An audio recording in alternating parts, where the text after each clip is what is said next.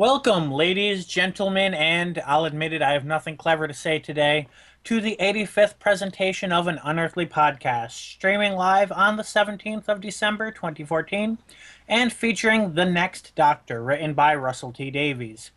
I am Bill Sylvia, the Man in Black, and with me are Mad Matt Winchell, Hello. Randy Ronson McCulloch, Always a pleasure. Aaron Romeo Moon Burke, Hello. and Tim the Enchanter Sheridan. God bless us, everyone. I'd like to apologize in advance for the background noise tonight. Unfortunately, we can't afford soundproofing equipment. Stop by our Patreon if you'd like to fix that. And one of our host's neighbors has decided this is the perfect time of night for construction. He's trying to mug Yeah, a that's boat in me. bed. And shame on you, Bill, for not coming up with anything. I came up with three things while you were doing the introductions. What was that? Go ahead, tell us. Number one was ladies, gentlemen, and cyber forums. Number two was ladies, gentlemen, and children of the workhouse. Number three was ladies, gentlemen, and actually I've forgotten that one, so never mind that one. At least I've got two. Two! We got two options. No one expects the Spanish Inquisition. I had another one. I think I may have blew it in the beginning. Sure. It went in my head and then it went out of my head. Blame my muse. She apparently has ADD. So she's Mahoshi. No, I don't.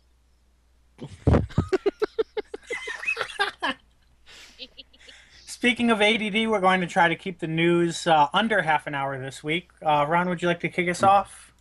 Yes. Unfortunately, we have to start off the news with adding another name to our Doctor Who memorial graveyard here with the death of Tom Adams. Tom Adams has died at the age of 76. He was best known to Doctor Who for playing Commander Vorshak, the leader of Seabase 4 in the 1984 story Warriors of the Deep. That would be a Peter Davidson story. Yes. He also played many other roles, including Dale Nimmo, known as Diversions, in the classic 1963 film The Great Escape with Steve McQueen. He was in many other BBC productions, including Casualty, Strike It Rich, The Enigma Files, Dixon of Dock Green, Spy Trap, Z-Cars, General Hospital, The Avengers, Emergency Ward 10, and The Orion Line. Orion Line, where he played Daniel Fogarty in 20 episodes. He also was a distinguished voice actor and worked as a voiceover artist on many commercials. And it seems that he was killed by one of Doctor Who's greatest villains, and I'm not referring to the Daleks. Nope, he Cancer. died with cancer, which is not an uncommon death for many Doctor Who actors in the 80s. Mm-hmm. So, unfortunately, that name is once again added to both our list and our cancer awareness list, which one of these days I'm actually going to have to post somewhere. Yep. That would be a long list. Yes. Moving on to some more upbeat news, the BBC has revealed the title of the first episode of Series 9 of Doctor Who, which will be The Magician's Apprentice. Seriously? Yes. They refuse to release the Christmas special name until the beginning of December, but it's mid-December and we already know the first name for the Series 9. Yeah, and this was revealed by Stephen Moffat it was revealed at the press screening of the Christmas special. So apparently the press has seen The Last Christmas at the British Film Institute in London on looks like last Wednesday night while we were podcasting, apparently. It might be the fact Or that at the probably end a of few the hours episode before. you have the Doctor will return in The Magician's Apprentice next year. Most likely. Something like that. Possibly. And the filming begins early January, so next month. Filming for this episode starts. We can probably imagine that means that it is going to be another August release. Mm-hmm. Because that will give them, time to do the blocks and then, post-production. And they like to have everything in the can before they start airing. Another piece of news is that Neil Gaiman, who had been rumored to be writing for Series 9 by previous interviews, apparently is not. Oh. Neil Gaiman has written 2 previous episodes of Doctor Who, The Doctor's Wife back in 2011, and the 2013 episode, is that Nightmare in Silver, I believe? Yes. Yes. And we had really, really hoped that he would be joining us for Series 9, as we tend to like his work. He's usually But highlighted every year. He mentioned, or actually, do you mind if I read the quote, or were you about to go? I was about to read the quote. Okay, yeah, go ahead then. Go ahead. Don't want to interrupt. The problem for Doctor Who for me is that it's an enormous time commitment, he says, partially because you're reinventing an entire world with every episode. And you're trying something that's never been done with every episode. Then you try it, then you give it a script, then they tell you how much it would actually cost to shoot your script as written. Then you write a different script, then they tell you how much that script would cost, but they tell you you're in the right direction. Then it's the third script. How Stephen Moffat does it, and Sherlock, and retains his sanity, I do not know. I just look at him and I'm in awe. Here's me going, look at me. I'm so proud of myself. Every 2 or 3 years I do an ep of Doctor Who. And then the article that we're looking at had once again quoted what sort of episode he wanted to do, and that's that he hadn't done an episode set on Earth yet, and he hadn't created a new monster. So those are boxes that he has left to tick.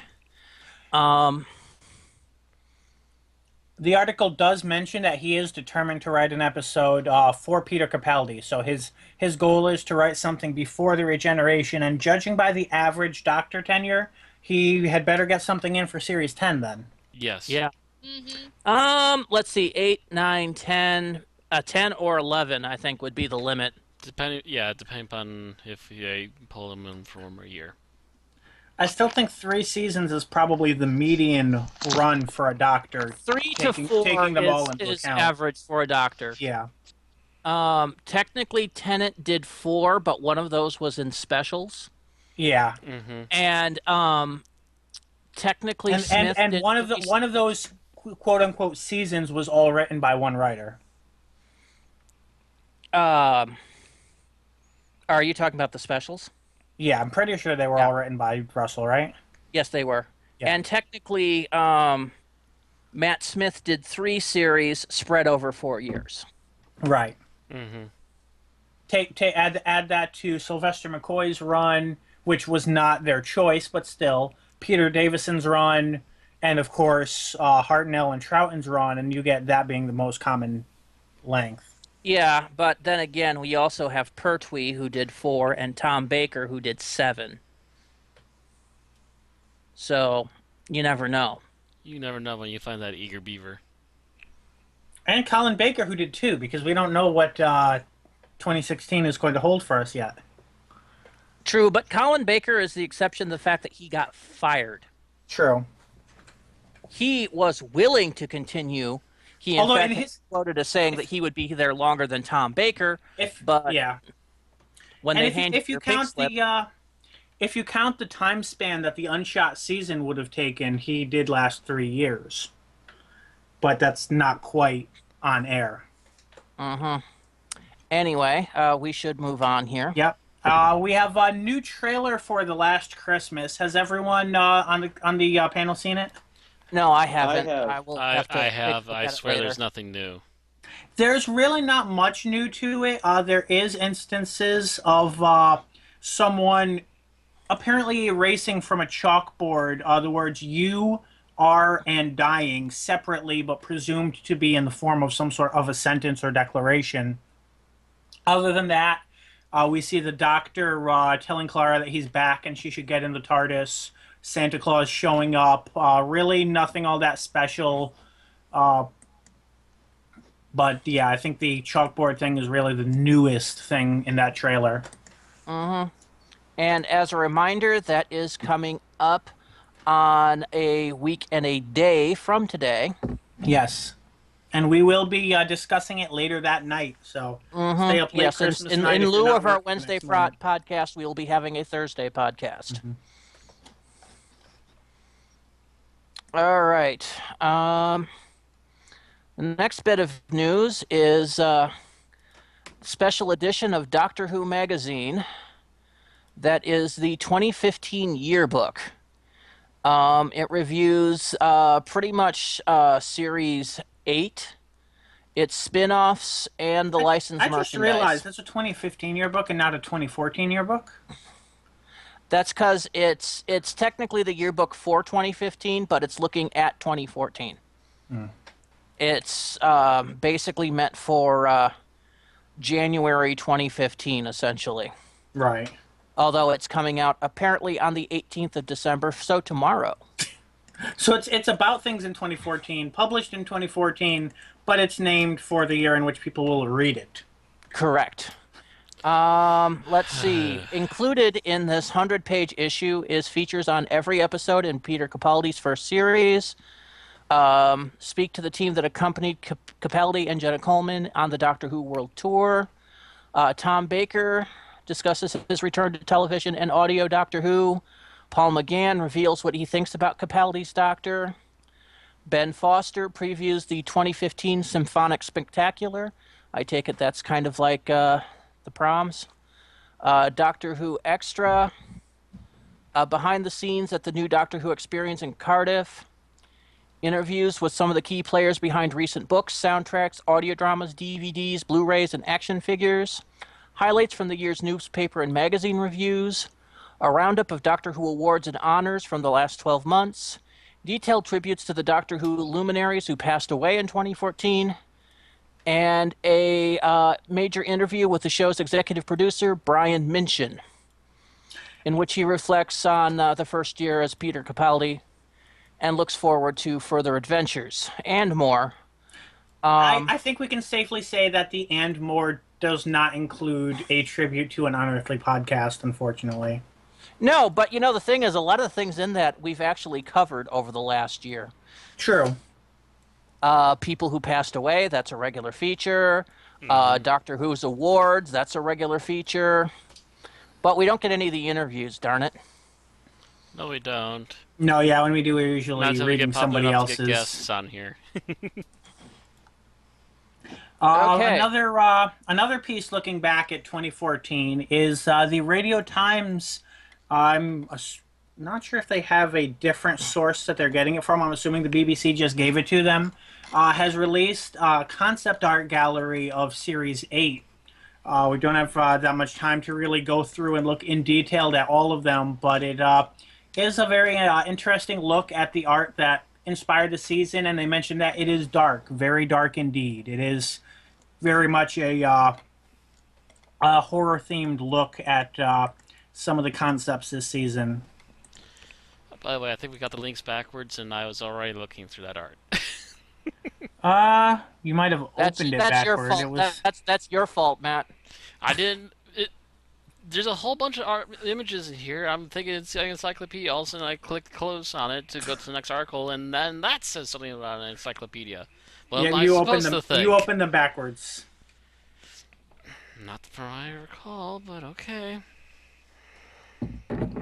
Okay, so I guess we should move on to the next article, and that is as part of their lead up to the Christmas special. The Doctor Who experience in Cardiff will be promoted in both cinema and television, and a new advertisement featuring Peter Capaldi as the Doctor has been posted.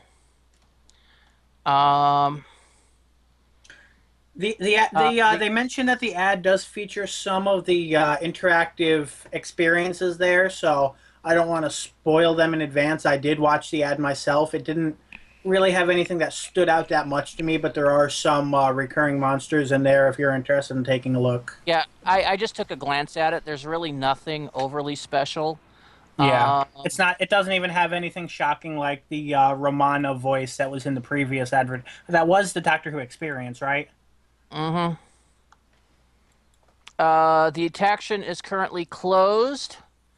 on the 16th, and between Christmas Eve and Boxing Day. It'll also be closed on both Mondays and Tuesdays during January, though it does not specify why. Not enough crew, maybe. Maybe they need that for some of the filming stuff. I don't know. Maybe. Because that would be when they'd started their first filming block, so maybe they need set parts, etc. Right. Or it's I Stuff mean, they that's- mentioned it's interactive. I'm kind of wondering if there's cast members or something that are there most of the week that are, going to be filming the rest of the week. I don't know. I couldn't tell you. Right. Well, we should move on because there's really not Yep. much to say about that. We've got a few short pieces that I didn't want to bring up links to have long discussions about.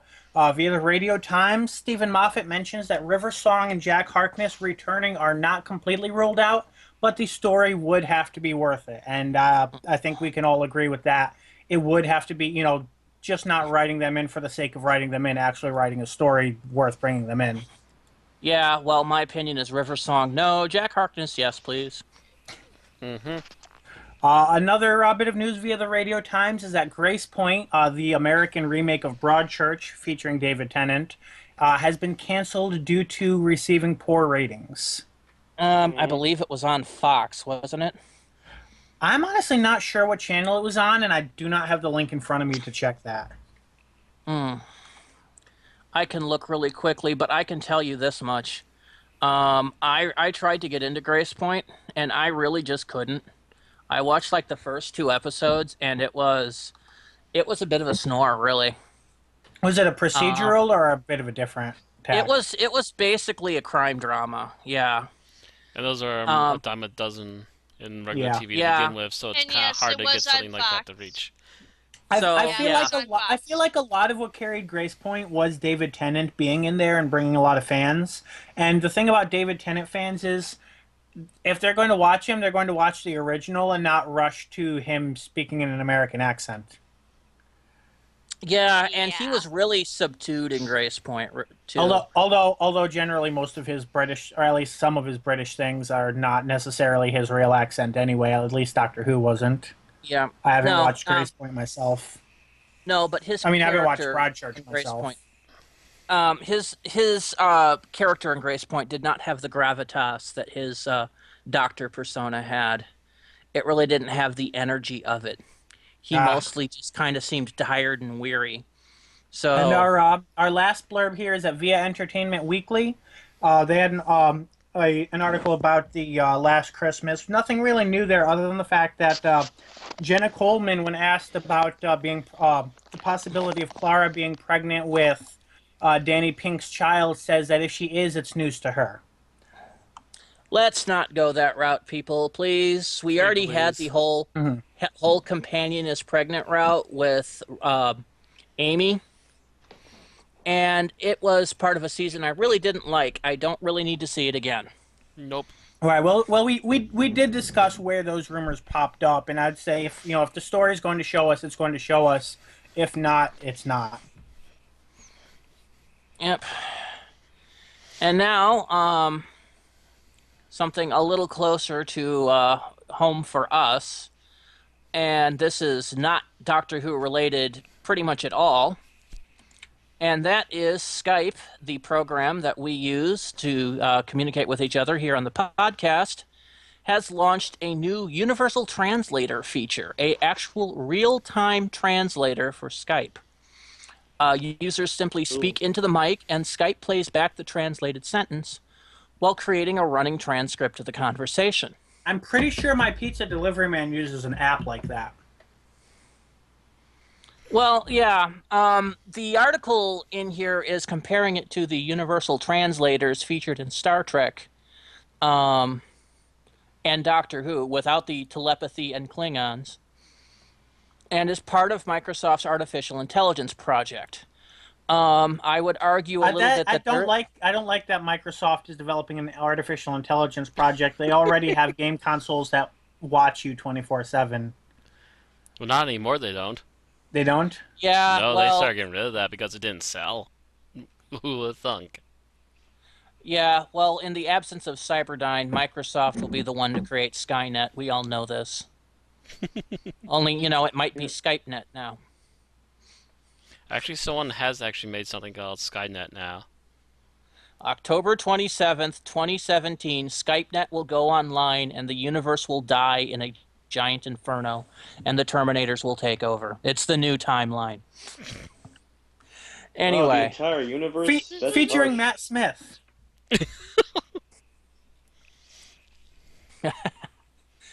okay, so the preview is available for Windows 8.1 users. The program will get better at understanding and translating. At the launch, the program speaks English and Spanish out loud and over 40 languages over instant messaging. I need to call BS on this article for a second. In their tags, they include the Hitchhiker's Guide to the Galaxy. Nowhere in the article does it mention the Babelfish. Yeah, I would have to say that.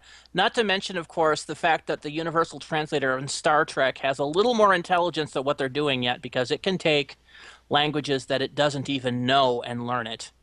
Whereas this one, I'm pretty sure needs a linguistics database. Mm-hmm. I have to recognize, hope that it translates better than Google.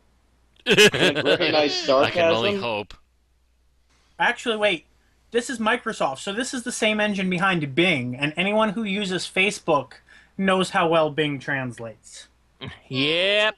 Not So very well. their final question of there is, so now that everyone can understand each other, will there be less war or much, much more?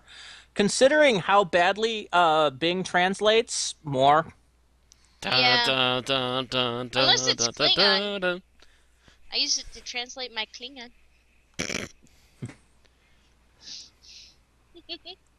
Can it translate Esperanto? I think so, maybe. I don't know. Program suckum bigum. All right, so that concludes our news for today, which brings us to some of we like to discuss some of the context behind some of these episodes before really going into them. Actually, I have an additional thing I want to do before we discuss the context. Oh, okay, go ahead. On Monday, Aaron and I went to see went to the theaters, and we saw the third Hobbit movie Oh yes. as part of a 3-movie marathon of all 3 movies. So I actually got better context on the first 2. As I will say in brief that I liked the first one, I did not like the second one. And this one, all but 2 parts of it, I liked. I very much enjoyed this movie. I was grinning through parts of it. The parts that I didn't like were bearable in context with the rest of the movie. I still think I liked the first movie better, but this one's a close second. The things I liked is the 2 brief appearance by the character Dane, who is the cousin of Thorin Oakenshield. Dane Cook? Because what? Dane Cook? No, just sit down, Tim. Bad joke. I'm going to knowledge. guess that this is the first movie to feature Sherlock, John Watson, the Doctor, Magneto, and Count Dooku all at once, right? I'm trying to remember how many of those were in the second Actually, movie. most of them are probably in the second also. So, yeah. Yeah, I'm thinking that might have been the first. Anyway, I really liked that character and the actor they got to portray him. Basically, the general movie flowed better than the second one. That I liked it. What I didn't like were basically what I didn't like about the second movie.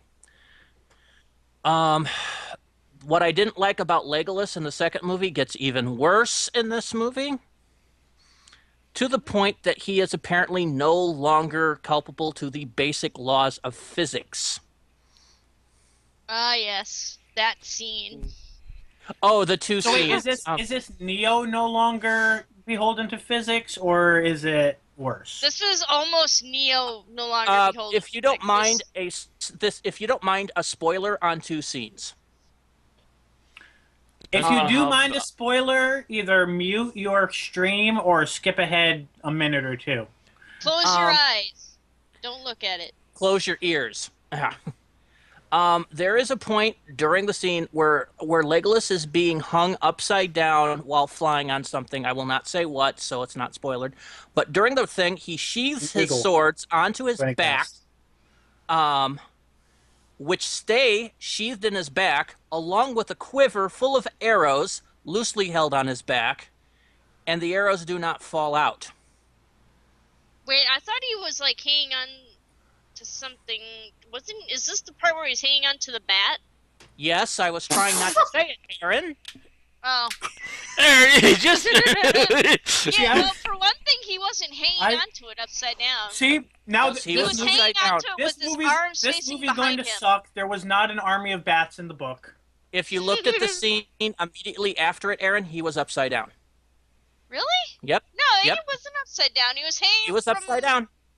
we shall see. I don't The remember next that scene at all. is that he is in an extended fight on somebody on a collapsed tower hanging over a chasm. Damage to the tower causes it to start breaking apart, and he starts leaping on the falling pieces from part to part like he's That happens Mario. in every action movie. Every action No, movie. this looks specifically as if he were Mario. Yeah, it's Like, it's slow motion pounce. Mario pounce. Only he looks I'll- more like Link. yes. All you would have Obviously. to do is add the little boing boing So boing this- sound, and It's So the same. I'm It's the picturing- same I'm picturing rhythm and Link- everything. I'm picturing Link in a custom Smash Bros. You about right?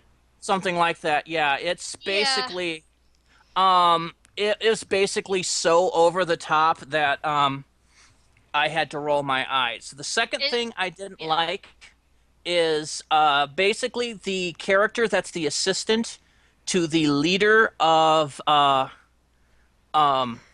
Lake Town, basically, who is I believe a original character for the movies and is essentially a clone of Grima Wormtongue from Lord of the Rings, manages to stay in this movie through 90% of it, which in my opinion is about 85% too long. He has no redemption, no redeeming value, and is partially there for comic relief, which doesn't work. You know what I never asked you? I don't think when you mentioned when we talked about the last movie last year. How is Bjorn in these movies? Badly done. Ah, I admit. I don't know if I pronounced that right. Please don't blow It up was the comments part if I of pronounced it what wrong. was disappointing me about the second movie is he's kind of glossed over in the fact that there's basically about 5 minutes of him in the entire second movie, if that. And he also does make an appearance in this movie, but it's basically a cameo. Ah. It was basically a cameo in this act of the book anyway. So they took his role and gave it to Legolas. Kind of, sort of. In quantity, at least. No, Also- not really. He doesn't really show up that much in the book. Like, he has a chapter to himself, and then he Well, I'm not, Yeah, I'm his not saying house. he shows up as much as Legolas. I'm saying the time they could have developed to him, they gave to the new guy. Yeah, basically, my main problem with Legolas is every scene that he's in, he tends to immediately start chewing scenery. And basically comes across for most of this movie until the last 5-10 minutes or so as the bastard child of Bruce Campbell and Johnny Depp. He literally has Johnny Depp's Pirates of the Caribbean look on his face for most of it, except when he's in combat, where he's basically channeling Bruce Campbell from Evil Dead, and Orlando Bloom doesn't have the chin for it. That is not groovy. What? I said that is not groovy. Yeah. Yeah, it was just kind of Cheesy. and it's only in like the last 5-10 minutes that we get to see Legolas start acting like a character and not a caricature, which is pretty much what he was. I mean, it was so bad in the second movie that after this extended fight in Lake Town, which had never happened in the book, where he winds up killing a crapload of orcs and dueling the orc sub-boss, who gets away, he looks down and notices his nose are bleeding and looks at the retreating orc boss looking like, "You dick!" Yes, he goes through an extended fight and all he gets is a slightly bloody nose. And I would add again that I have not seen the third movie yet, so can't decide on it yet. But I would add that I still feel that some of the your feelings on the second one were a little over the top, in my opinion. But again, that's my opinion, and we shall see what I think of the third one. Possibly either next episode or the episode after, because I'm either going on the Okay. 24th or the 27th. But So like I said, that's about 10 minutes on The Hobbit there. but like I said, other than those two issues, I liked this movie and I would recommend it. Where I wouldn't have recommended the second one, I do recommend this one. How do you recommend the trilogy? As a whole, still above average. It's nowhere near as good as the original Lord of the Rings. Um, but the third one really does redeem the trilogy in my eyes. I would just ask for a Legolas reduced director's cut. Well, if there's going to be a director's cut, I'm pretty sure it's going to be more than just Orlando Bloom added in, since they already did that for these. Anyway. Okay. To talk a That's little- all I have to say about that. Okay. Anybody else have any last minute things they want to bring up before we go into Doctor Who or into things around our presentation, I should say? I'm ready to move on. Okay. Before we really talk about the next Doctor, I just want to give a bit of a look around what it was like around that time. For those who either weren't following the show at the time, like I wasn't, or haven't really looked at the history, the late 2008, 2009 was a bit of an uncertain time where nobody really, at least fan-wise, knew what was going to be happening. David Tennant and Russell T Davies had both announced that they were leaving soon. And then the Christmas special at the end of Series 4 comes out, The Next Doctor. So it's pretty obvious what, in that context, what it's teasing. It would actually be another year before the actual Next Doctor was announced. But correct me if I'm wrong, I imagine most fans weren't 100% certain about that fact. We weren't. We were pretty sure at the time that Tennant was signed on for all 4 specials. Or 5 specials. Okay, so you knew how many specials were coming out, or? Well, originally it was scheduled to be 4. Okay. And then they extended it to 5. Because it was originally supposed to be essentially the Next Doctor. I can never remember the next. It was the only next, 5. It was only 5 because one of them was a 2-parter, if I'm counting Correct, correct, and that was originally supposed to be a 1-parter. Mm. But by the time Russell got done writing it, It was he 3 needed hours, it in 2 or like parts. 2 hours Yeah. long. Yes. Between 2 and 3, I think. Yeah. Yeah. So they had originally scheduled 4 specials. Like I said, the Next Doctor. I can't remember the one after this. The one with Planet the of the Sandy- Dead, then Waters of Mars. Planet of the Dead, Waters of Mars, and End of Time. And by the end of the scripting process, End of Time got extended into a second part. The reasons behind this officially was that David Tennant had already signed on to be an actor in Hamlet in the at the Royal Shakespeare Theatre. Whether that meant that he was expecting that his role of the Doctor would be over by then, or if it had just been too much money, etc., we don't know. Aaron and I, however, were talking during our watching of this, and the second rumor was that the BBC was horribly over budget at the time. This was about the point that the global recession hit, Alright, which do you would have want me been to go during into the more 2008 during the 2008 season, and the BBC had just spent a crapload of money upgrading to digital and HD service. I do know that I the was going doc. to talk about it, but No. Oh, I do know sorry. that in the 2008 season, neither the Doctor Light nor the Companion Light episodes ended up saving the money that those episodes are normally intended to save. Because they both ended Yeah. up being high-budget episodes with new sets and everything. Yep. The only reused stuff. I mean, the Sontaran stuff, I believe, was the Sontarans were new at the time for Yeah. new anyway. So those were all new costumes. There was an Ood episode. Probably new sets for the Centaurans as well for the ship. Yep, and the Oods got reused, but everything else in the episode for Ood Sphere was new, Yeah. and there was at least one new Ood head. The Daleks were a reuse, but they Obviously. had to add Davros to the mix. So Yep. And they added some new Daleks. I think they added a red Dalek. Pretty sure. oh yes, they did add new Daleks for that too. They did have a couple of new ones, yes. The Emperor or Sub Emperor Dalek and everything. Mm-hmm. Hmm. And see, I had heard about that whole the analog to digital changeover costing so much money. I heard that at a panel at OdysseyCon back in like 2009, 2010 or so. I think it was 2010 because the specials that just finished up or something like that. And they were discussing, what was their favorite and everything. And one of the guys on the panels was Michael Thomas, and his job was to bring over some of the unofficial materials, like some of the encyclopedias and stuff. So he had to actually talk to the people, to the suits, to the people in charge behind the scenes. A lot of them, and that's what they had told him, kind of under the table, was that the BBC had spent so much money on transferring from analog to digital. That's why they had to only do the specials. You All they know, could afford. I'm of two minds of it.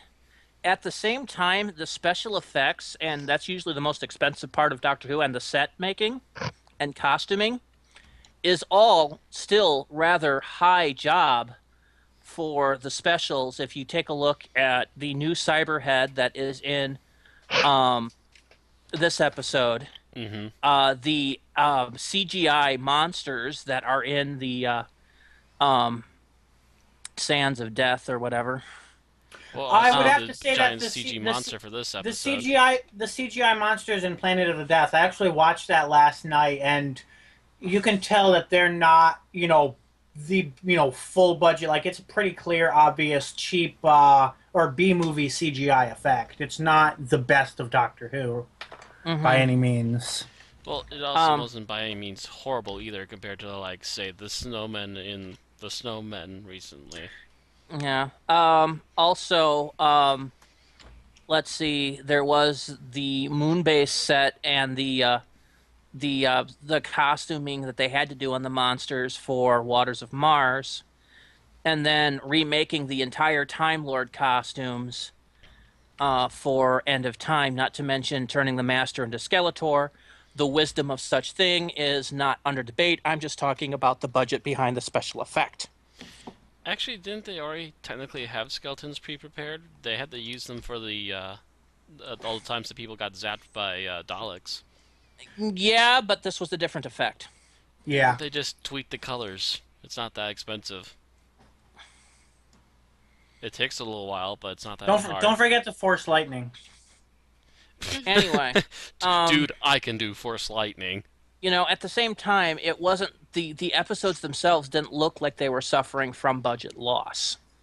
Not like when we got to the 2010 season, and you could obviously tell that the special effects budget had been cut back.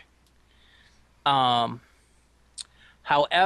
at the same time, this would probably be the same reason why Torchwood Series 3 was canceled Mm-hmm. and then brought back later as a mini-series. Not the brightest of ideas. And why there was, there were a lot of, I think, there were other minor cuts here and there. It was shortly around the same time that, of course, it was announced that the BBC would be losing their budgeting from from Parliament. They were losing their public funding. But I don't think that took place until their 2010 budget.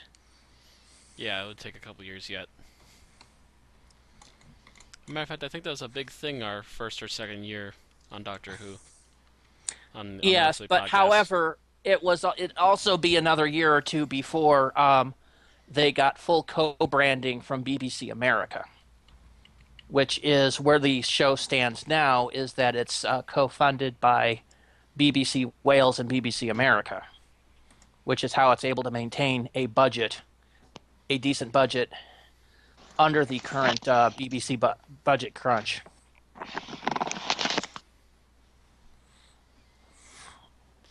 However, there are other shows as well that have equally extravagant budgets, such as Top Gear, considering the fact that they have to rent and or replace damage to all of the cars that they use. And we're talking Some of them. And we're talking cars that cost hundreds of thousands of pounds. Some of them, but that depends on what they're using the vehicle for. Like that one truck that they kept throwing off buildings and everything to try and destroy it, but it kept running. Yeah, but that I don't think was a very expensive truck. But what I'm talking about is those sports cars that they tend to race and But test. only the sports cars, I bet you they have to rent them, and they are probably a pretty penny. Yeah. They've even, used a Bugatti Veyron, and that's $1.5 million. And don't they frequently have to have episodes where they purposely have to you do cheap vehicles just because they've run out of budget for that year? They have before, yes, but they have specialties where they only need cheap vehicles. But at True. the same time, they tend to at least have the reviews on these high-budget vehicles, too. Mm-hmm. So, the new ones when they come out, yes. So I don't think that they have had a conceivable budget loss at the same time, thinking back on those particular seasons of Top Gear. Although I would also argue that since Top Gear is such a big car show, I would assume that if they can get in good graces of the certain car companies in order to do a review on those cars, the company is probably willingly rent them it for, like, say, a week or so. I would assume. True. But again, I'd still think they'd be Well, liable I think for I'm like damages. knowing how Oh, I yeah. am with knowing how car company ours are probably more likely to give them one if it's a very high publicity thing than rent one. But And, I mean, and this this is- is this- by I no don't means low publicity on this show. right, This is around the same time the Stig crashed a Koenigsegg supercar into a tire wall. So Yeah, they probably had to pay for that. going off the budget a little bit. Does anybody know at all anything about David Morrissey? Because I'm pretty sure he was known outside of Doctor Who before this, but I didn't really have the time to research him. David Morrissey. I've heard the I'm name, going but to I guess don't that he remember was- if I heard the name prior to this or not. I'm going to guess he was probably rumored as a pick for the next Doctor, but that's just from him being in the episode. Possibly.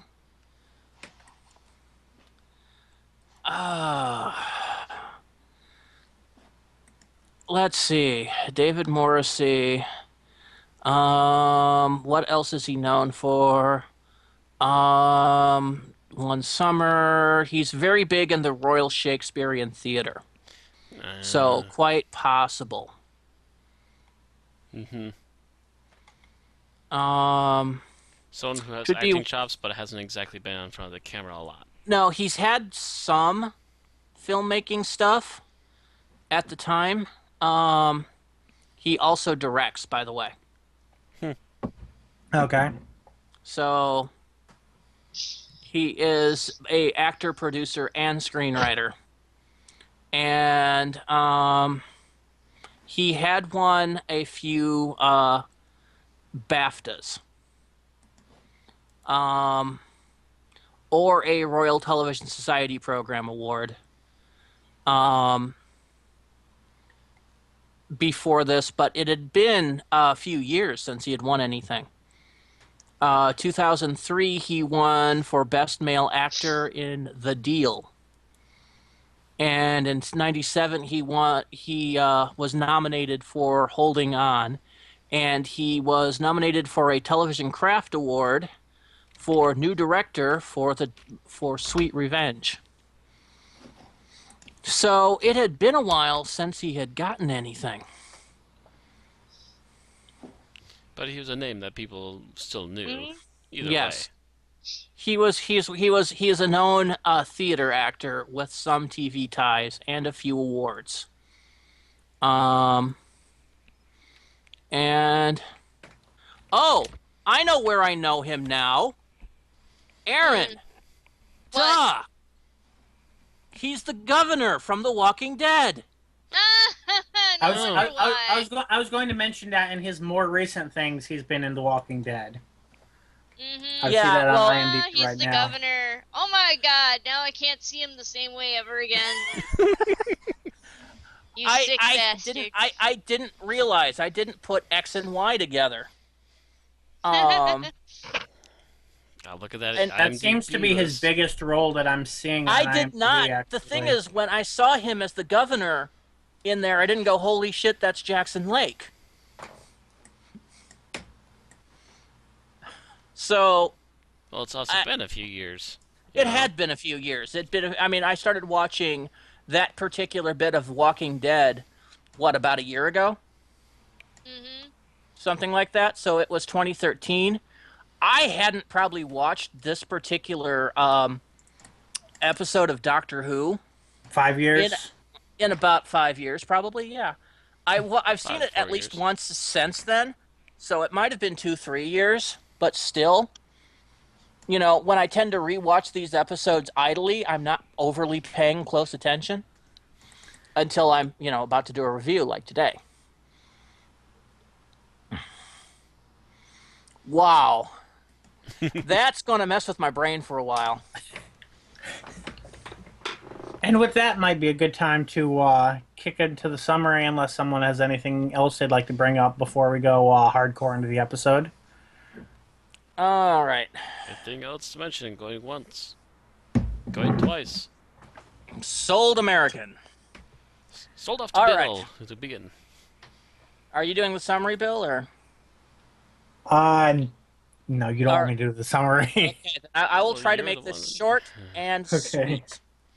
All right, so the Doctor appears in a very picturesque Victorian Christmas, which he discovers to be the Christmas of, I believe he said 1851. Yes. No sooner than he finds this out, he hears his name being called and runs and finds a young woman staring at a large door that's being pounded on. He tries to take control of the situation, and the woman looks at him like he's cracked. When he mentions that he's the doctor, just the doctor, there can't be two of you. And a new person shows up, also identifying himself as the doctor. And the two look at them uncomfortably as the door pops open, and what looks to be some form of hairy thing, I really can't say anything more than thing, with kind of a bizarre bronze Cyberman-like head, pops out.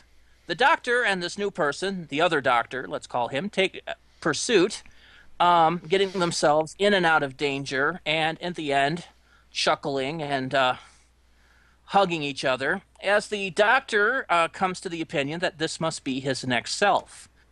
However, like many post-regenerative doctors, he seems to be a bit amnesed and doesn't remember who the 10th Doctor is. There also seems to be a few other peculiarities that the Doctor can't quite figure out. The Doctor then basically introduces himself to this other Doctor as John Smith, and basically makes like he's apparently a former companion of his. The two investigate the house of a reverend who had been killed recently, as the other doctor fills him in on incidents starting with the disappearance and presumed death of a man by the name of Jackson Lake. Over the course of this, they discover the fact that the reverend's house has a info stamp in it, which is apparently a form of cyber technology used when they don't have wireless access. The doctor and Jackson Lake find also a Cyberman in the house, and a fight ensues, the end of which Jackson manages to knock the Cyberman out by blowing the power cell on the info stamp. The doctor returns to Jackson's base, which is across from the gasworks, and they discover a lot of suitcases and stuff that belonged to Jackson Lake. The doctor also begins to piece together more information of what exactly went on. After a bit more investigating in Madcap, he discovers the fact that this is not his later self, but is in fact Jackson Lake, who has basically had an info stamp backfire into his brain, giving him basically the Cybermen and possibly Daleks' mass knowledge of the Doctor, making him think he was the Doctor. But this was helped by the fact that Jackson Lake had suffered a massive trauma, the death of his wife at the hands of the Cybermen. At the same time, a somewhat bitter lady. Anyone remember her name? Uh, Not off the Mercy hand. Hardigan, Hardigan, I think. Miss Yeah. Hardigan. Apparently working with Cybermen, captures some people of note and kills a bunch of other ones, with the goal of capturing all the workhouses in London. And shortly after the Doctor makes this revelation to Jackson Lake, the bells go off and the children start marching into a special foundry where they are forced to work. The Doctor and the Jackson's assistant tries to stop them, but they are first held off by these bizarre cyber forms, and then later by the lady herself. And I've already forgotten her name again. Hardigan. Hardigan. By Miss Hardigan, and a small fight ensues, at which the young companion pops Miss Hardigan one. And After the a audience bit, cheers. the audience cheers. They break into the area and discover that the children are all working on something for the Cybermen. The Doctor, of course, gets them out, but Jackson Lake, who's come to help, makes another realization that the Cybermen also stole his son, who the Doctor then rescues and gives him as much of his family back as still alive. However, it's too late, and the Cybermen have already gotten enough power to revive what they were working on, which is your average giant city-stomping robot, referred to by the Doctor as a Cyber King. Jackson and the others help the fleeing people of London get to safety, but the Doctor gets another idea and borrows Jackson Lake's TARDIS, which is actually a hot air balloon. Floating up into the sky, he confronts Miss Hardigan, who is, of course, the new Cyber King and the nerve center of the machine. He, after trying to talk her down and failing, blows a whole bunch of info stamps at her at once, destroying the cyber connection, and in her rage, she basically destroys the Cyber King. The Doctor then uses another device that he found that was stolen from the Daleks to blow the falling Cyber King into the time vortex where it was scattered into pieces.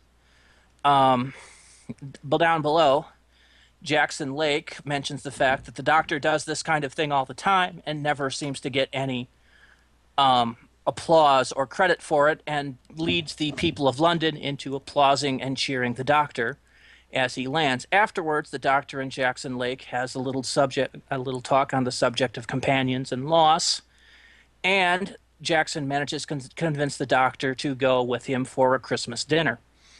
End of story. Wow, I think I did that in 5 minutes. I think that's a record, yeah. Bravo. Before we go into our thoughts, I did I tried to ask our fans on Facebook and Twitter for some opinions on the episode before we discussed them. We did get a couple of responses this time, so I just want to mention them. A true Doctor Who fan mentions that he loved the next Doctor until it is revealed that David Morrissey is not a new Doctor and that the Cyber King is rubbish. Josh Coy 18 mentions that he hopes David Morrissey does play the Doctor soon. He thinks he'd be really good. Yep, I agree with that. I agree with that too. I was Last actually comment. kind of disappointed. don't- I agree with being disappointed about him not being the real Doctor too. I hate that it was all a cop out. Well, like I said, at the time we kind of knew it, because we knew Tennant wasn't scheduled to step down until 2010. But what I guess we didn't know is the fact that what we thought this might have been was basically a multi doctor special from the reverse end. Which actually, that's something I could actually see Moffat doing, and I'd kind of like to see that next generation. That would have been kind of cool. It would have been. Although the idea of that was kind of blown away pretty quickly in this one when it became so clear that he was playing the 10th Doctor. True, you do get. Yeah, when he pulls out his screwdriver and uses the trademark L on G. Yeah. There are a few hints, yes. As for were there any hating other comments? No, those are the only comments we got. Okay.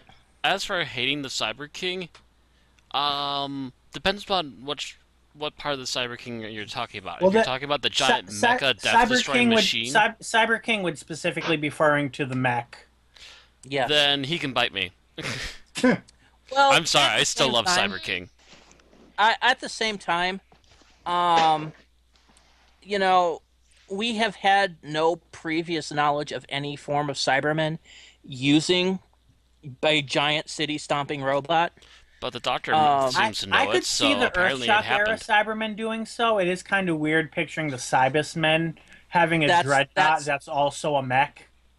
Yeah.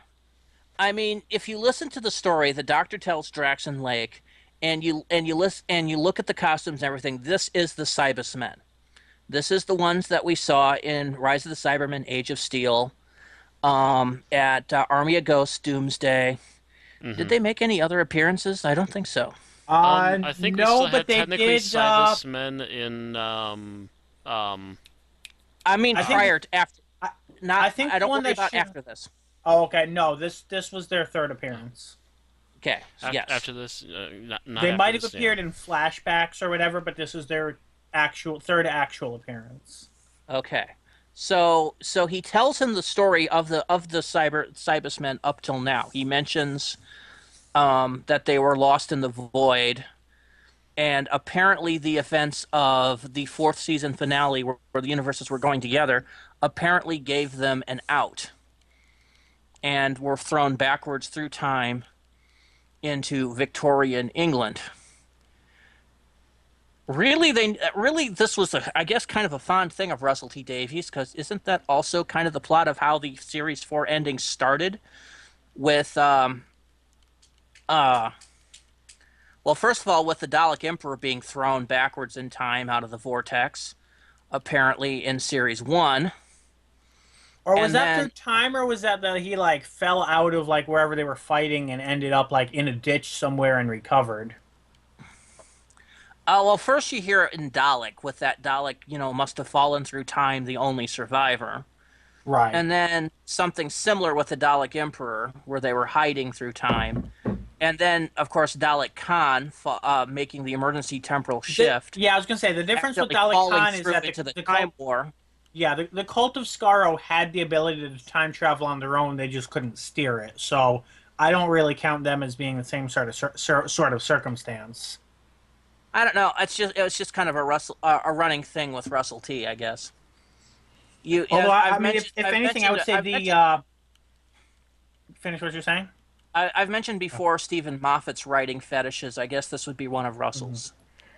Mm-hmm. Gaddis picked it up when you realized that a Dalek from what was it, the year, the 200th century was it, ended up in World War II.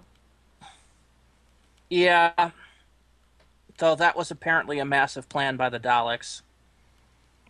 A massive coincidence. That was more of a massive plan by the Daleks, as basically they were trying to get a hold of the Doctor specifically. So they basically found a point in Earth history where the Doctor would frequent, and pop, there they were. But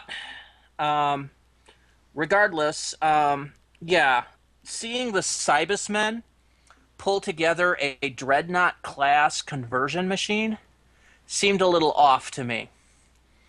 Unless there had been some huge leaps and bounds advances in the Cybermen between Rise of the Cybermen, Age of Steel, and Army of Ghosts, Doomsday that we hadn't seen. Well, the question remains: how long between all those gaps did they have? Well, Pete didn't age much. Um, Well, that doesn't really matter if you're in between the void, I would think either, No, because but time well, probably moves if oh no, differently if there you're in the too. void, you're not going to be making technological advances because you've got no resources to do it. Plus, yeah. the doctor wouldn't be familiar with any advances that they made in the void. In the void only, maybe, yeah. But yet the doctor immediately knows what this thing is when he sees it. Well, that's because he saw it in Spaceballs, and that's where the Cyberman got the idea. Gone from suck to blow. God damn it! I was trying not to say that, Matt. Because now I'm going to every time I see the Cyber King now, every time I rewatch that episode, I'm going to have the freaking mecha maid from Spaceballs in my head. Well, it didn't help. The doctor's like, it's a dreadnought. I'm like, okay, if you said it was a mech, that's enough. It doesn't also have to be a dreadnought. You keep throwing out the word dreadnought. What the hell does that actually mean, by the way? The stars. A dreadnought is a massive ship. For instance, a super star destroyer is also known as an executor class space dreadnought. A Okay. That's what There's a also- dreadnought yeah. is. A dreadnought is basically, in actual modern day terms, is any battleship that we've seen since 1900. Oh, Uh, thought yeah, it was a the little first- more specific than that. the first modern battleship was the HMS Dreadnought, which is why it's kind of gotten that affectation. Ah, Um, I thought it was only above a certain size was actually considered a dreadnought. it's also how it's built. Gotcha. Cannon size. Um, it's partially tonnage, partially size, partially cannon size, and how the cannons are arranged. With a front and rear cannons rather than side cannons, kind of thing. But as a person that's looked up dreadnoughts a lot, because of my Star Trek fanboyishness, I know the Just gonna definition say. of dreadnought fairly well. Gotcha. Just gonna say, you probably look it up a ton because you're a Trekkie. Yep. I am very fond of Star Trek dreadnoughts, even though the majority of them are not canon. Wah, wah, I- wah.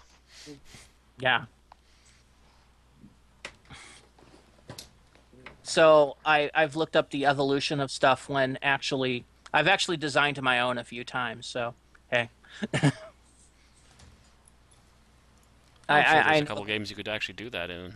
I bet. But if you look at World War II battleships, they're all dreadnoughts. By modern terms, they're all dreadnoughts. They just got called battleships. Because that was And the that- term at the time. Yep. Either way, I tend to doubt that the Cybermen were. Well, actually, no. Actually, I imagine they would have had a navy. They were trying to take over Earth, so yeah, maybe they would have had a Well, physical at the Earth same navy and not time- just a naval space navy. At the conversion. same time, I could see it more with the Mondasian Cybermen. Because Mondasian Cybermen would probably be a they space were the navy, ones though. that had cyber wars. Yeah, And but the yeah, doctor that's what I'm saying. describes- Space navy versus Earth navy in terms of And the doctor dreadnoughtness. describes the Cyber King as a dreadnought class capable of converting whole planets. So, yeah, it sounded more like Russell T got his Cybusmen and his Mondasians confused. Like he wasn't. I think possibly what happened, and this is me speculating. Early drafts of this script were written for the Mondasian Cybermen. Yeah, they didn't really have And- the budget to make them happen. And they didn't have the budget to make new Mondasian cyber suits and wouldn't for many years. So he rewrote the script to make it the Cybusmen and added all the Cybusmen references in there That might have been and it. forgot to adjust that little piece of lineage. That sounds like a little more effort was put into it than just the idea we were trying to combine the two and didn't bother explaining it. Mm-hmm. Yeah, because when it comes to explaining things, I expect Russell T to at least try. I And still if he speculate doesn't, that it's that's usually what the by accident. Siberiad is, but that's me. What was that?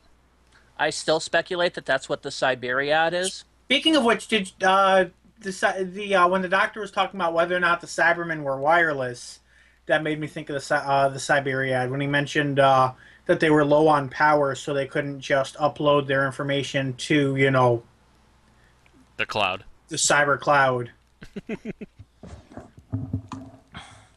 Yeah, but at the same time, you notice that they were using wireless to control the. Yeah, well, that was always the Cybersmen gimmick, was that they used Bluetooth to control people. Yes, but if they could control by Bluetooth, you'd think they wouldn't need info stamps. Was my issue. Depends. That's more of a it's local connection. It's wireless, but still local. The question is, how far could one of the Bluetooth-controlled Cybermen, or Bluetooth-controlled humans, go from the cyber controller, that's controlling them, as compared to anything else? Like, these are probably the info stamps are probably a bit more durable and wouldn't lose connection after going That might 100 be meters why away they from a had those cyber controller. form creatures with the parties at all times, was to maintain a Right. access. Oh yeah, like the shades might have been like The hotspots. shades. Thank you. By the way, what the fuck were the shades?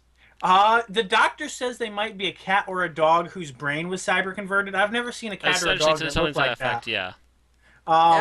That was a horrible costume. It looks like somebody with a bad monkey costume, like for Yes, Halloween, Kinda, yeah. with a cyber helmet over If it. there's anything I can fault this episode on, it's that costume, yeah.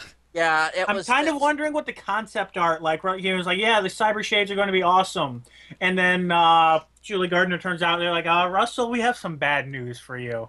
Aww. Look Yeah, at the cyber our shade budget, costume. after everything else, our budget for the shade costumes was about £50. I'm sorry, Russell. It's the best we could do. Russell sighs, looks at. Well, at least you can hide most of the faults. It's still gonna look cheap on camera. All right, I think we should probably move on to our good, the bad, the ugly Great. kind of thing. So let's go through and ask each person what they liked about this episode. And I'm going to start with Tim.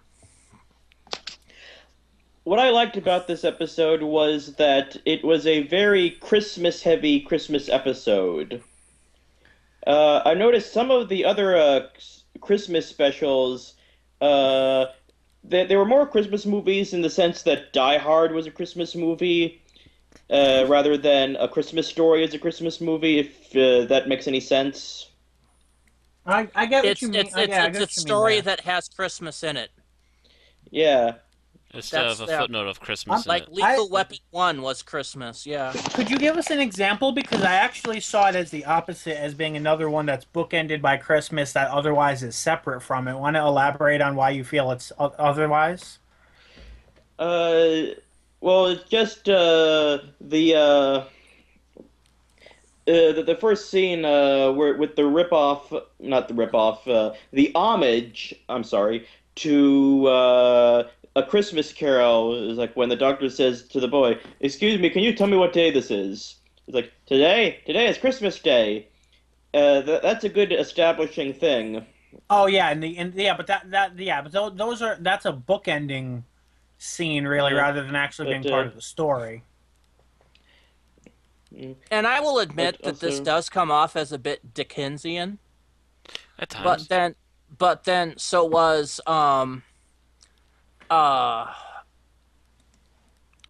episode 3 of series 1, The Unquiet Dead, which also took place on Christmas but was not a Christmas special. Right. True.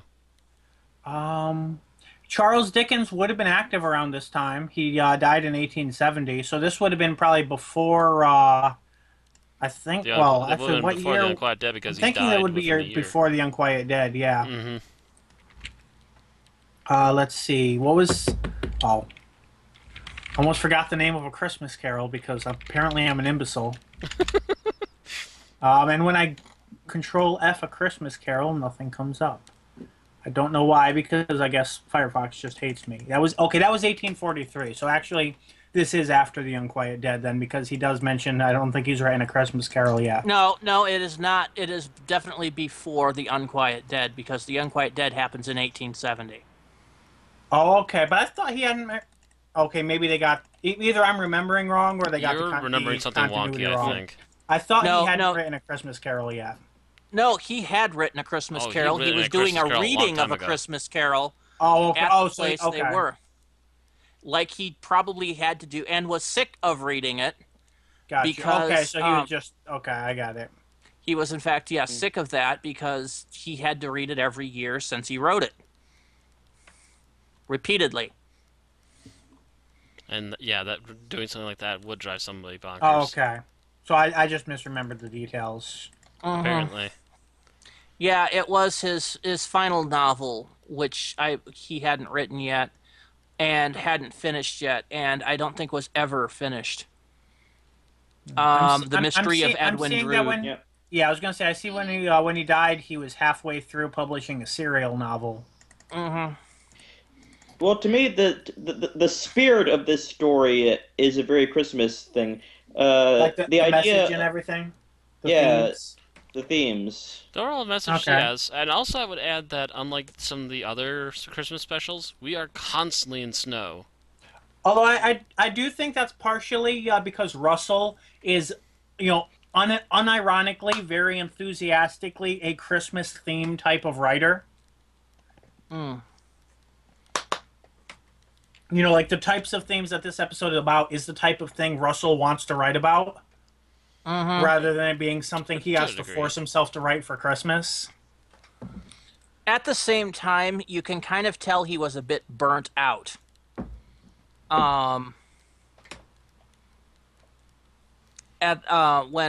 writing this, after writing the fourth series, I think he was a little bit worn out, which is why he knew he was going to be stepping down soon because he just, Right. he was just exhausted with the production schedule between Doctor Who, Torchwood, and Sarah Jane Adventures. Mm-hmm. He was very over-enthusiastic, and yeah, he probably killed himself that year.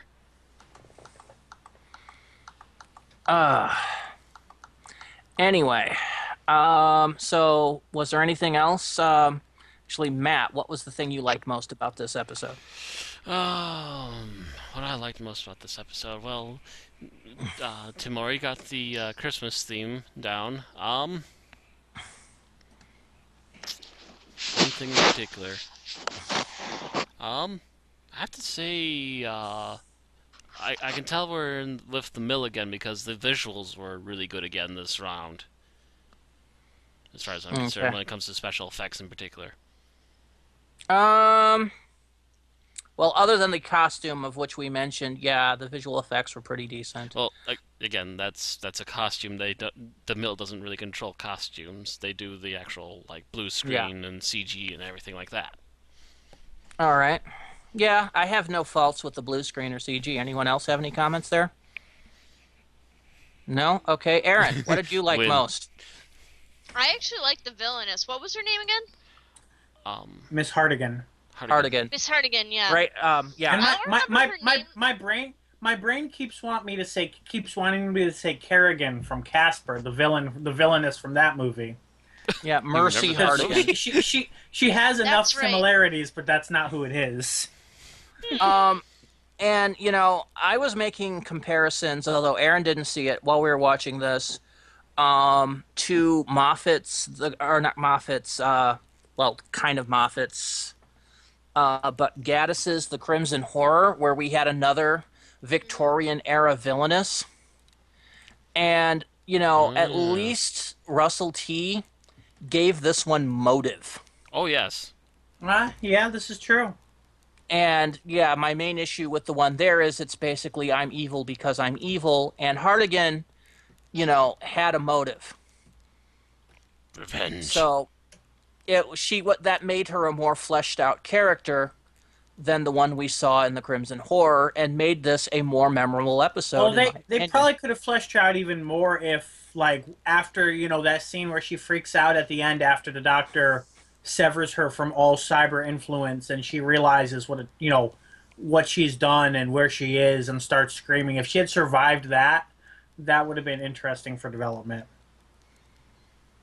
Okay. So Bill, what did you like about this episode? I'm surprised it got to me without my pick being taken, but I'm going to go with the co-star.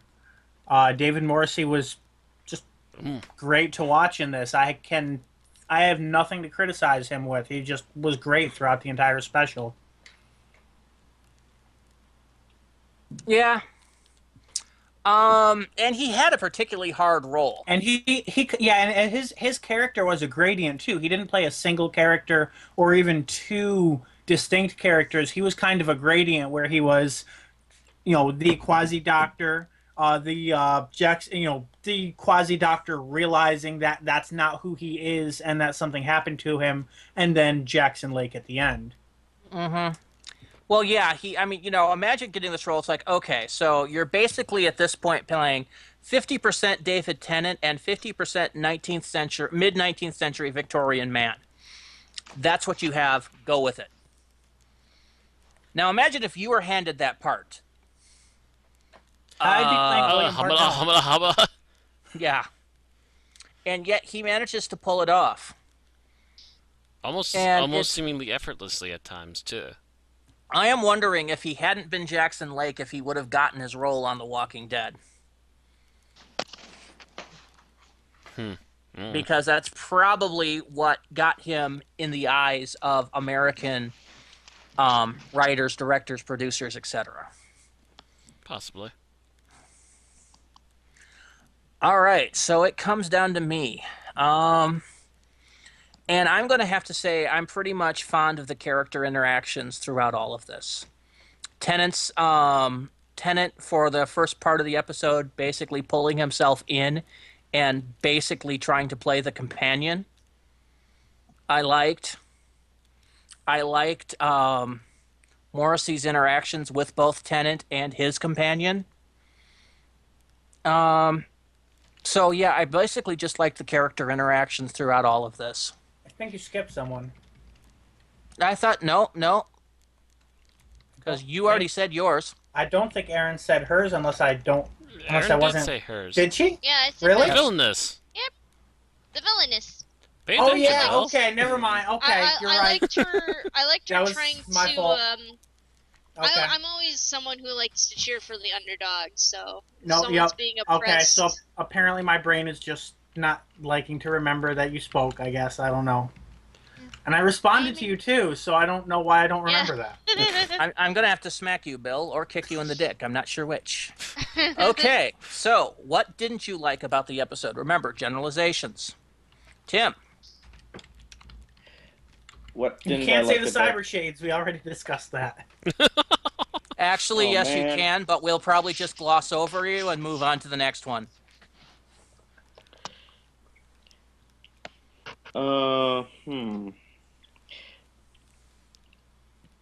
Well, I thought it was interesting. Actually, that... I'm going to count the cyber shades as mine, as that's what because I brought that up. Technically, yeah, you did bring that up. So, Tim, go ahead. No cyber shades. No cyber shades. Damn.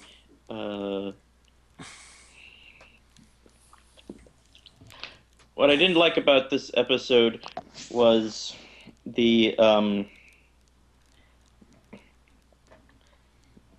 trying to think of something I didn't like.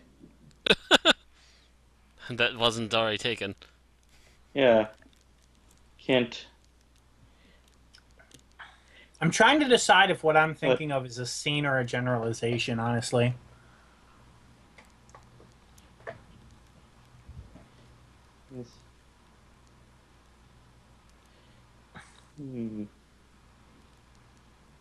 Wow.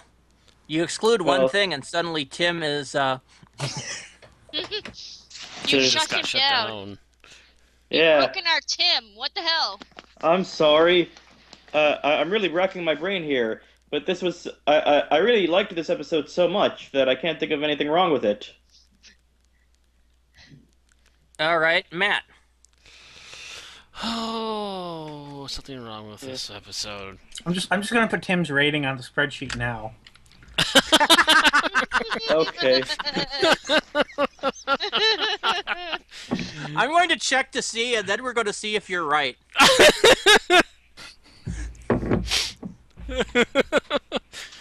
Uh, so can't come up with the cyber shades. What else? Yeah, there's no.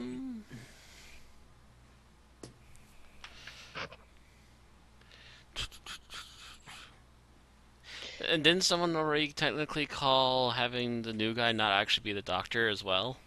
That was one of our phone-in guests. Oh, Yes.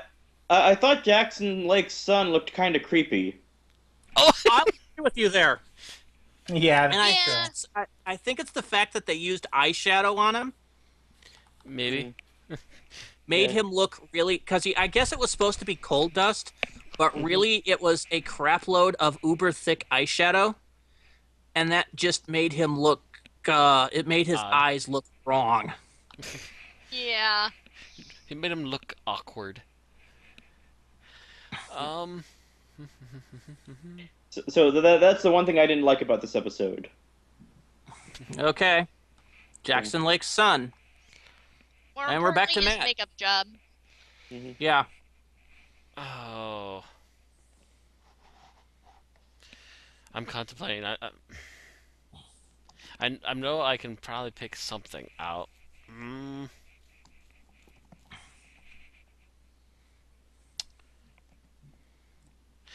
Well, we did have a Christmas theme. They didn't really mention Christmas that much in the actual canon Yeah, of the they episode. bookended it. Other than the Dickensian theme, which is pretty much any Victorian era any Victorian era Right. England setting. And outside the snow throughout all of it, Yeah.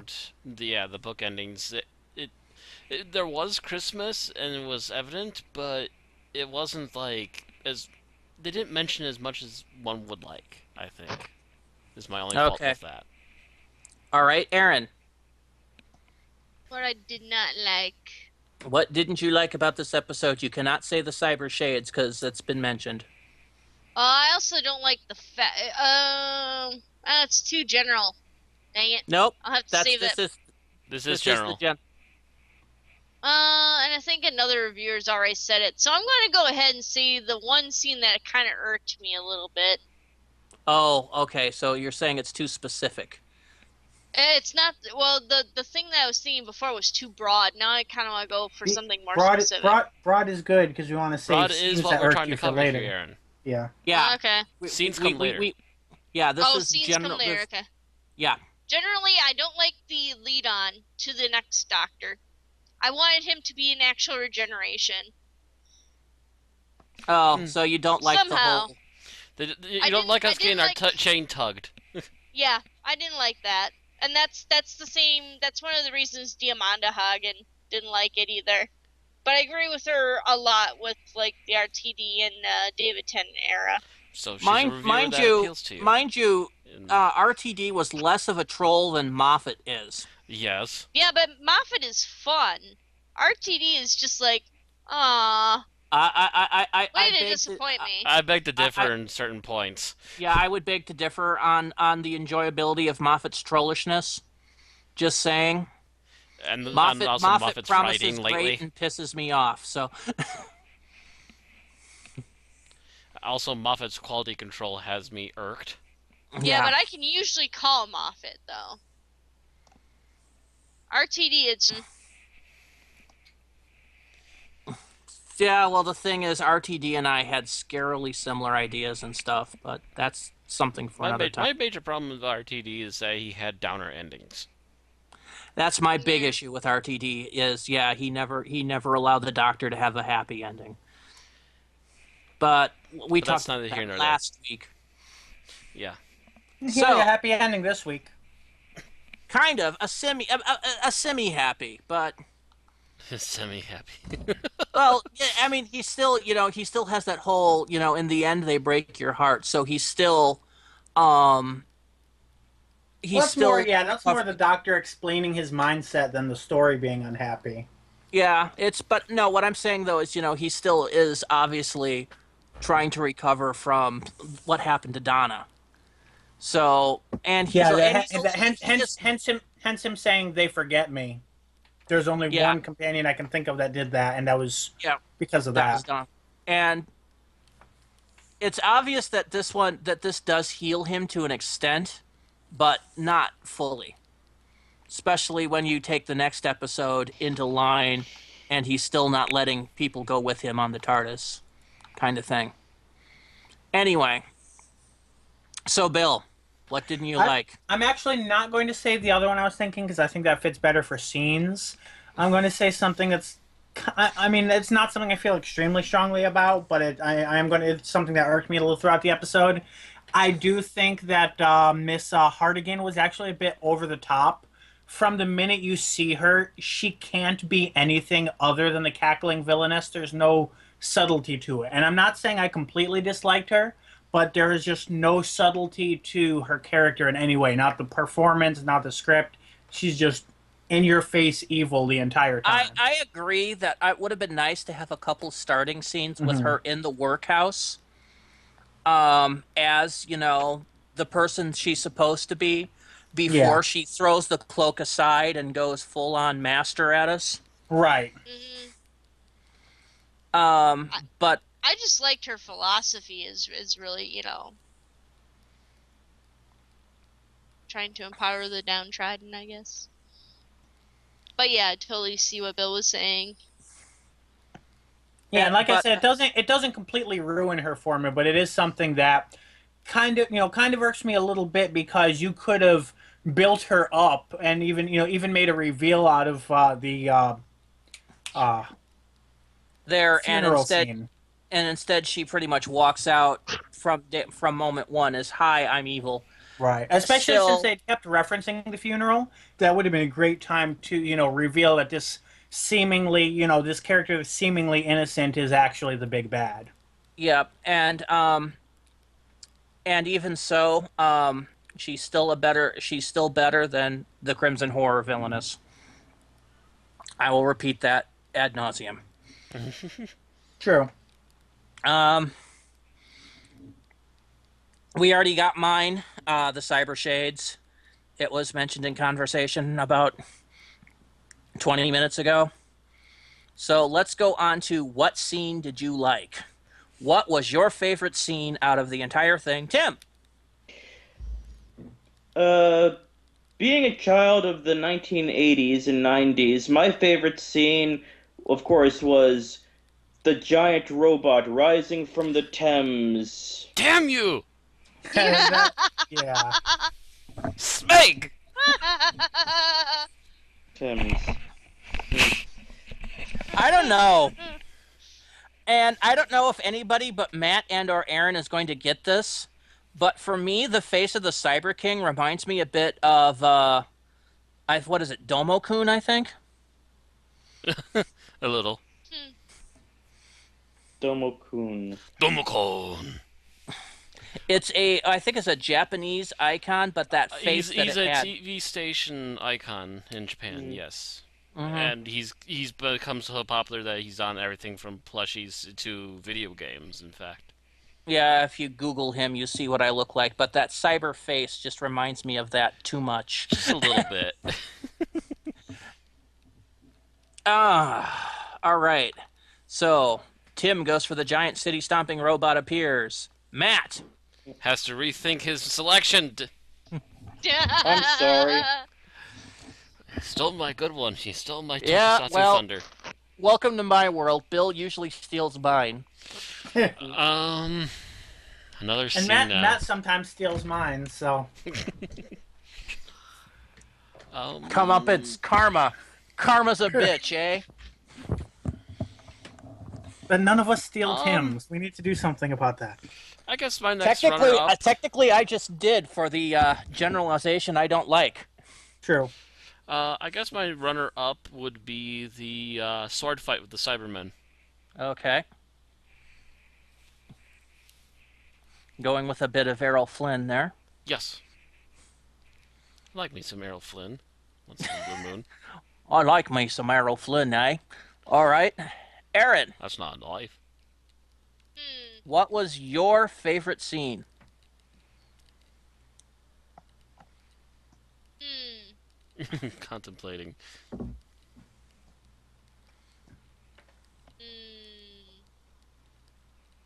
I Dot think dot when dot. she's in her throne, Mercy is in her throne, but she's like she has the helmet on. She's controlling the Cyber King. Her eyes are all black and everything. It's actually fairly intimidating to look at, I think. That's actually my favorite scene. All right, Because it's like, yes. Bill.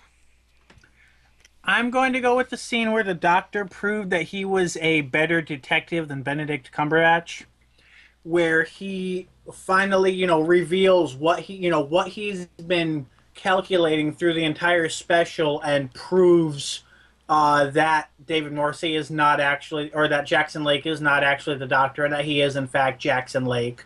When he really puts everything together and, you know, demonstrates that yes, the doctor is smarter than he looks and can figure things out, and it comes across as a really strong and dramatic reveal as well. Mm-hmm. Kick Bill in the dick.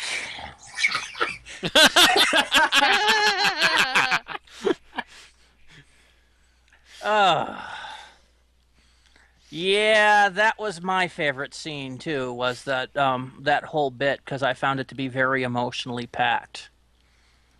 The revealing that that David Morrissey is Jackson Lake and the whole thing about the fugue state, which by the way was my idea for the opening bump. By the way, Matt was Mm. actually catching that line where he's mentioning that he had been put in a fugue and then quickly pull out like Bach's toccata and fugue in D minor. Like That I tells. said, stupid idea. Anyway, Yeah, I don't get um, it. mhm. I don't get it. There is a type of music in classical music called a Oh. fugue. Oh. Hmm. Fugue state. It was a little highbrow. A little too highbrow, yeah. Well, I figured the occasional highbrow bit would be good, but anyway.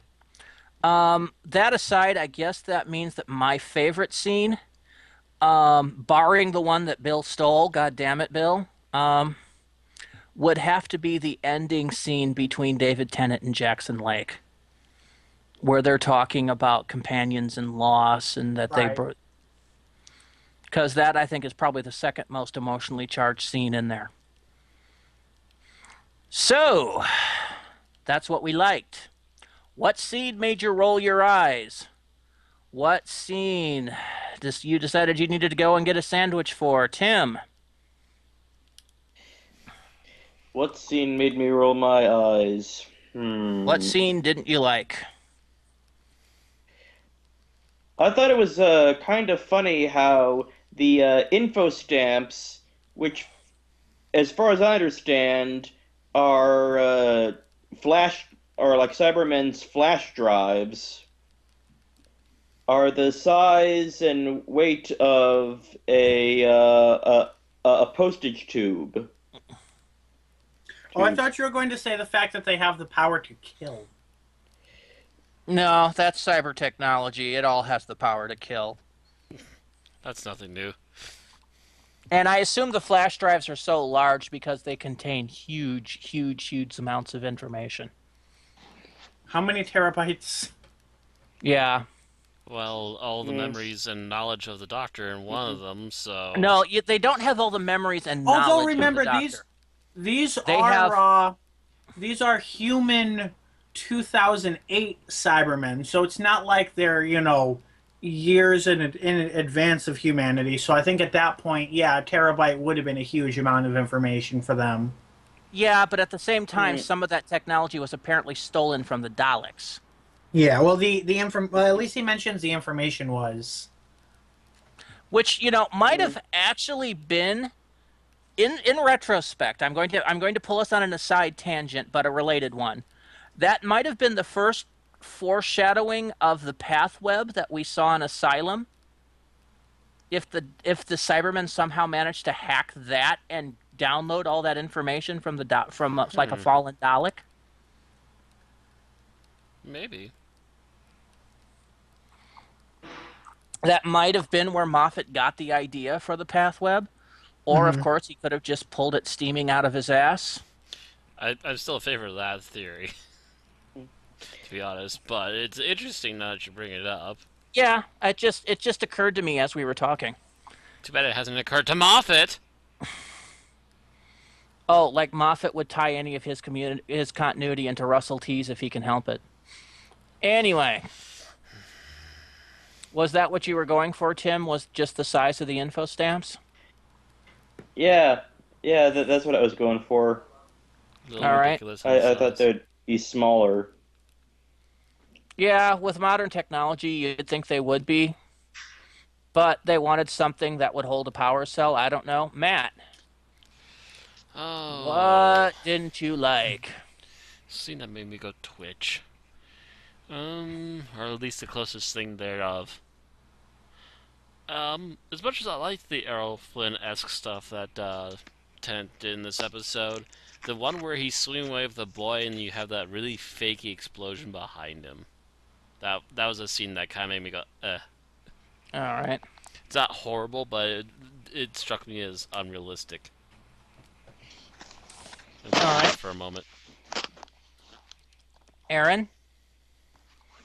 The scene where the guy shows the doctor, the real doctor, his TARDIS, The hot air balloon? the hot air balloon. I wanted to punch David Tennant in the face. I'm like, way to ruin someone's dreams. He just wanted to make a fucking TARDIS, dude. You have to sit there and point out that it's a hot air balloon. I just kind of got angry because it seemed like they were kind of making fun of the little guy. I didn't see that at all, personally. I think the doctor was more shocked. He's like, "You have a what? You have a balloon." Like, I don't think he Yeah. was laughing at him. He was just like flabbergasted. Like he was He was trying to like- figure out. He was trying to figure out what is this guy's TARDIS? Like, what could he possibly have for a TARDIS? Because at this point, he's kind of worked out he's probably human. He's like, what in the world? Like, does he have a TARDIS? What does he have? And then just his figurative jaw drops when he sees it. And then the tethered aerial release designed in style. Yeah, that's a little cringeworthy. All right, Bill. So what was yours? Before I go into mine, I do just wanted to do one response I didn't have time to get in for Tim's. If you've watched enough sci-fi from the 70s and 80s where they're doing things like carrying data in VHS tape size things, you can kind of get used to, you know, unrealistic sizes and data storage items. Yeah, and That said, at the same time, Yeah. too, the Cybermen are dealing with what they can cobble together in the 1850s. true. Mine though is actually kind of along the lines of Aaron's, but probably I don't think, but not really for the same reason. It's the scene where he says, "That's your sonic screwdriver." Yes. What's sonic about it? And I was like, okay. And this person fooled the doctor into thinking he was a Time Lord. How? Yeah, that is.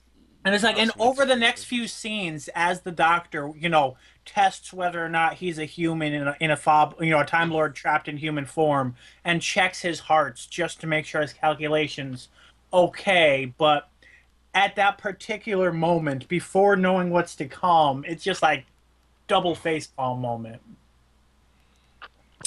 All right. So I think I have to go with the Cybermen's inevitable betrayal of the villainous Oh, because true. it was a bit obvious for me. I think we'll call you a Cyber King. Curse your sudden but inevitable betrayal. They do sell those dinosaurs, by the way. Yes, I've seen them on ThinkGeek. They have their voice recording. Dinosaurs? What? Yes, Yeah. the From dinosaurs from the Firefly. pilot episode of Firefly. They're on ThinkGeek. Yeah, I we still saw need to McGeek sit down last and watch week. that show. Damn it! You really do, Matt. Yeah, seriously, it's You'll only come one down for season. OddCon and we'll frickin' Clockwork Orange you. We'll sit you on the couch. We'll tape your eyelids open and make you watch all of Firefly. I actually just bought the latest Serenity miniseries of comics, but that's neither here nor there. All right, so Yeah, that was mine. Was that betrayal seemed so obvious and so forthcoming. It was like I knew it was going to happen like way earlier. I think the first time they mentioned the Cyber King, like 20 minutes before it happened, I knew that was going to happen. So I was a little upset at Russell T for going for the obvious choice rather than pulling out a surprise on me. Although that was designated a lie was a little corny. Yes, it was. That I think that's the same scene. Yeah, it's later in the scene, Or yeah. close to the same Or scene, part yeah. of the same dialogue sequence, so yeah. Yep.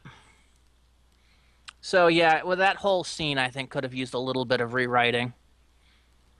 And because the Cybermen lying, of course, is a Mondasian trait, I wouldn't really think the Cybermen shared because they're a little more machine-like than the Mondasian ones. A little bit.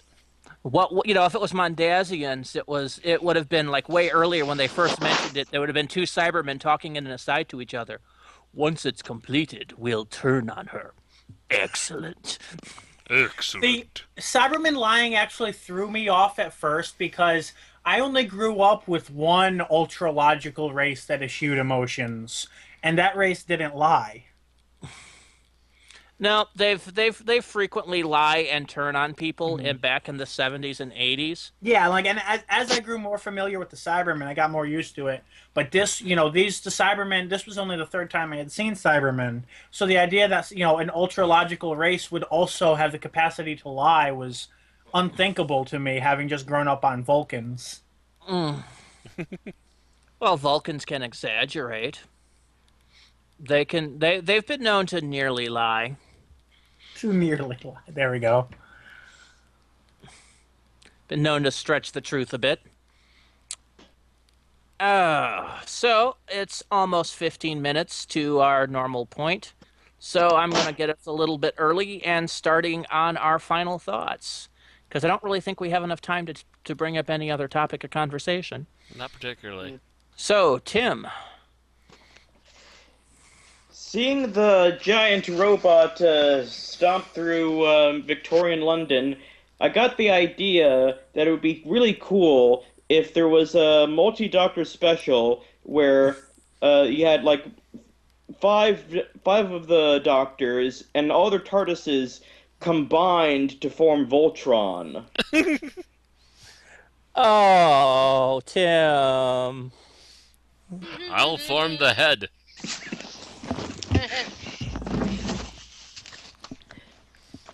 Yes, but my final thoughts was this was a heartwarming story about redemption, finding your place in the world, and the true meaning of Christmas.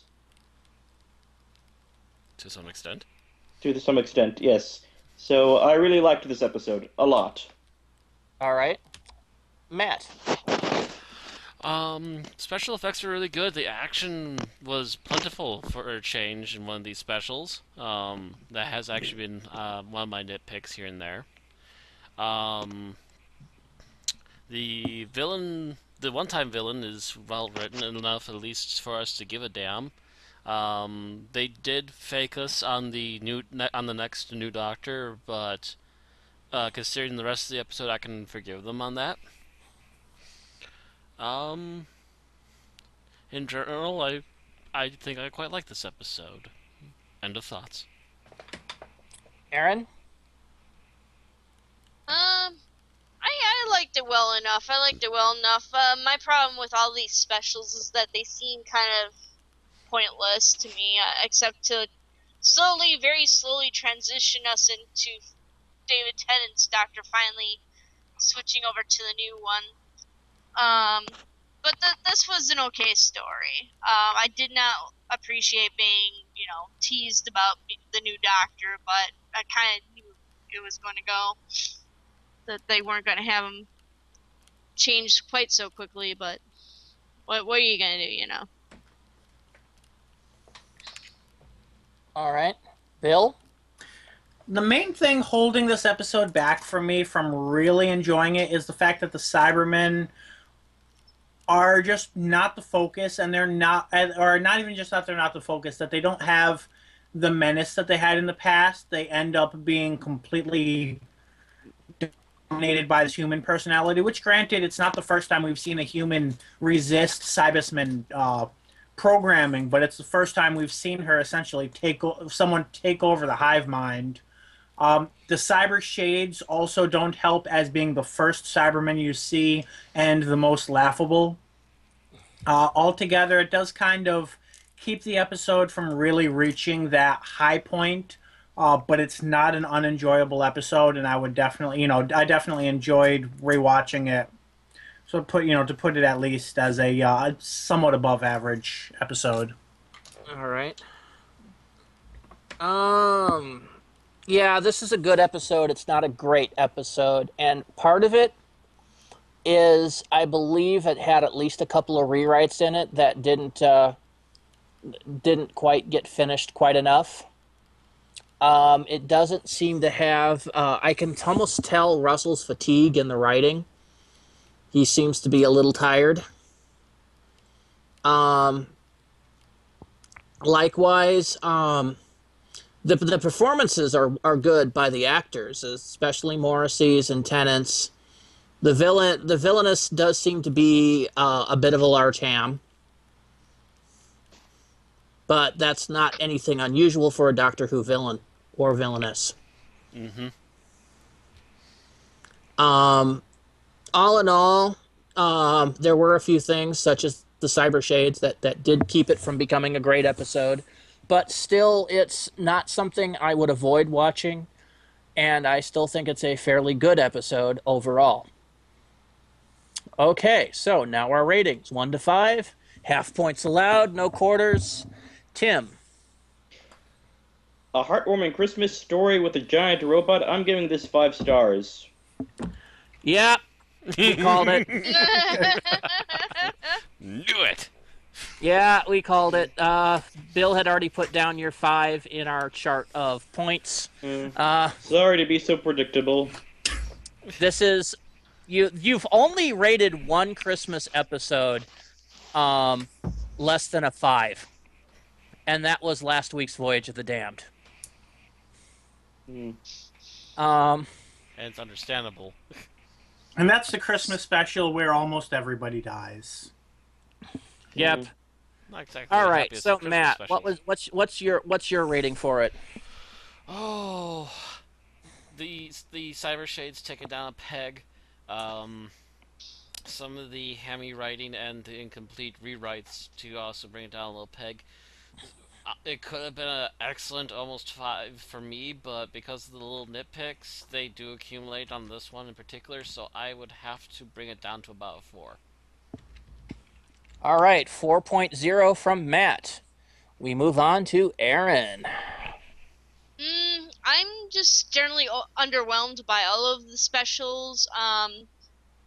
Some of them are a bit worse than others, but this one was it was okay. It was mediocre. I'd give it 3 stars. So far, we're at an average of a 4. All right, Bill. I'm giving it a 3.5, just a bit above average, but not to the point of a 4 to me. Okay, I am going to give it a 4. I think the cyber shades do detract about a half point, and I believe some of the writing gives it another half point deduction. Mm-hmm. But all in all, like I said, it's good. It's not great. Yeah. And good is about a 4 on my book. 3 So is average, 4 is good, 5 is great. That puts it at a 3.9, which puts it on the same level as Into the Dalek and Blink. Yeah. Yeah, I can see that. That's fair All enough. right. Into the Dalek and Blink. Although, I think some of us had a bias against Blink, but normally that's reviewed as one of the best episodes of Doctor Who ever. Yeah, I But- think some of you did. But... Nobody gave it a 5, I don't think. Actually, wait. not sure Nobody if- did. Tim Yeah. gave it a 4.5. I was one of the biased people with a 3.5. Bill was one of the biased people with a 3.5, and Matt and Aaron gave it a 4. So Whereas, yeah, so many other Doctor Who sites, it'll be like 5, 5, 5, 4. Yeah, I'm like, I wouldn't say it's biased. I just don't think it's. I just think it's not you think nearly as good as everyone says it is. yeah, you think the hype is a little over. Yeah. So, is there any other final words that has to be said before we give us the tune in next week speech, Bill? I don't think I have anything else to say on topic here. Next week is Christmas. Yep. We will not be, like we mentioned earlier, we will not be on live Wednesday night because we're going to be on Thursday night. Probably more or less around half hour after the Christmas special ends here in the U.S., giving us all time to get home, get set up. Half hour to an hour. I do believe I have family visiting on that day, but I should be able to see it anyways because they should be leaving sometime in the early afternoon. All right. We have an invite here. We are going to go see it at a friend's place.